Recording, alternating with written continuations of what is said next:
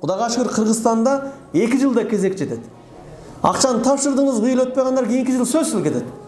Башка өлкөлөр бар, 10 жыл бара албай жүргөндөр бар, кезек жетпейчи. Дагы бир шек күмөн бар, умрага барып койсо болду, ажылык өтөт деген ой болсун. Умра өзүнчө ибадат, ажылык сөзсүз болуш керек. Бир жылдары коронавирусда көп акчасын кайтарып алды дагы, көп бар элек. Барылыш керек. Дагы бир шек бар. Мен сиздин атаңызга умра кылып койдум десе, ажыл бүттү дегенде түшүнө албаңыздар. Ал умра, ол өзүнчө сооп тамал. Бирок ажылык сөзсүз түрдө кылыныш керек. Ушунчалык деңгээлде каалаңыздар, мындай ичибизден ниет кыла албай атабыз да.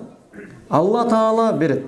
Колубуздан келишинче биз ниетти кылып, аракетти кылайлы, келбегенин Алла Таала берет. Чоңалайда бир кишинин айткан окуясын мен айтайлы, быйыл ажылыкка барып туруп 4-нчи рет кетти ажылыкка. Ушул жүрөт дагы Макка мага бир кадам болуп калды дейт. Умрага жыл сайын 2 жолу ham бара беребиз дейт. Ажылыкка мынакей 4-нчи рет келип атам дейт. Ал кандай ошол айылдын эң кедеги, эң бечарасы экен. Балалы болбой, балдар эң мындайча айтканда карыган малда балалы болуп тур. Айтат, бирок мешитке тынбай азан айтат элем. Дайым мисалы элде азыр 4:15-те азан айтылып табы, жамаат 5-те келсе 5-ке чейин күтүп отуруп ушунда ибадатта кылган киши экен, Аллах разы болсун. Дайым ибадатта болуп, бирок өмүрүм ар кимге айтып берет, мен ажыга барам. Чамчабыз маскалдайт элем, сен айтпай эле койчу. Өзү болуп кеткендер бара албайт депчи. Ошентип жүрүп 98-жылдары бирөө атасы өтүп кетти дагы, мындай кыйыныраак адамдар эле бир жакшы кайрымдуулук кылып коеюн деп туруп, эл топтолгон жерде элдер араңыздардан бирөөңүздөр тандаңыздар, мен каржылайын ажыга барып келсин деп айтты эле. Зор кишкен деп турсак, биз Алла Таала ушундай даражаны көтөргөн экен, бардыгы мени көрсөтүп туруп алды депчи. Мынау барсын деп, ушул акылы депчи. Мунун балдары ham кичинекей, ушу карыганда балалы болду, мешиттен калбайт деп туруп эле ойдо жок жерден эле чурукка паспорт алып барып келдим. Биринчи фарзды аткардым. Анан алхамдулилля бир жолу барып келдим. Аллахым сага ыраазымын. Күнөөлөрүм менин кечирилди, ибадатты ого бетер күчөтө бердим. Бамдаттан калбай келсем, тахажжудду кошуп алдым дейт.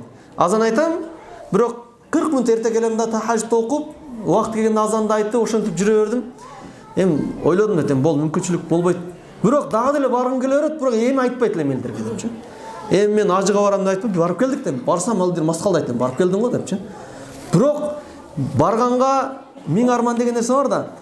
Бирок баргым келип ичинде жүрдүм. 2 жыл өткөндөн кийин ажылар кетти да узатып аткан маалда бир аксакалдын кампири ооруп калды, бара албай калды. Бара албайт экен. Не кылабыз дегенде дамлар фатва чыгарды. Ордуна бирөө ажыга өтүп койсун, ажы батан. Бирок өзү ажыга барган адам болуш керек. Десе бизден паланака ажыга барган. Давай, ол менен кирди. Бул болгон окуя да. Жок жерде эле кетти деп жөнөп кал. Алла, ушундай сажда кылып ыйладым. Алла мен сага талпынсам бере берет экенсиң депчи. Чынында башка бирөө жок эле ушул айыл. Азыр эми көйүп калды соңалайдынчы. Мында быйыл мисалы 80 канча адам бар да бир эле жылда. 2014-тө 25 адам барган да. 4 эсе көп. Бир эле мен бар экем, жалгыз кандидат. Акса ол досубуздан болот эле, кеттик экөөбүз ажы кылып келебиз, мен дагы ыраазымын деп төлөп апарып келдим. Даже курмандыгынан берип. Анан уже анда деле бардым, Аллага шүгүр, Аллага ыраазымын, болду. Бирок не барбыз пенде дагы барыз келе берет анчы. Пайгамбар табиул хаж, ажылыкты кыла бер аркаңардан. Деп баргым келип отурат элем. Байкабай калдым дейт. Мен балдарым чоңоюп тур. Эми баягы 19-20га чыккан балам мага айтпай акча топтоп жүрүптү дейт. Шоя берди ба мандикер болуш деген топтоп атасы ажыга баргансыз, бирок мен билем, үйдө чогуу жашайбыз да, сиз Макканы башкача көрөсүз. Баягындай сүрөтү көрүп калсам сүрөттү карап тура бересиз депчи. Деп туруп ажылыкка даярдап койгон экен, өтө дуа кылдым, барып келдим дейт. Алхамдулилля, бунусунда мисалы эч ким спонсор болгон жок. Мынакей өзүмдүн балам кылды, аркаман дуа кылсын деп. Деп барып келдик. Былтыркы не болду десем, былтыркы пулум көбөйүп калды дейт. Кайра келе берип, не болду? Алладан сурап, уже болуп кеттим дейт. Айылда мен эң байлардын катарындамын дейт. Умрага тынбай келем, 1-2 жолдан ажылыкка быйыл нак акчаны төлөп келдим ушул.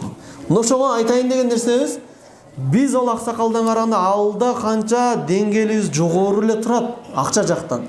Алла Таала берип атат, бирок биз шайтанга ээрчип атабыз да. Бара албайбыз деп. Ол киши себептин аракка түрткөн дагы Аллахым сен бересиң, мен барам деди.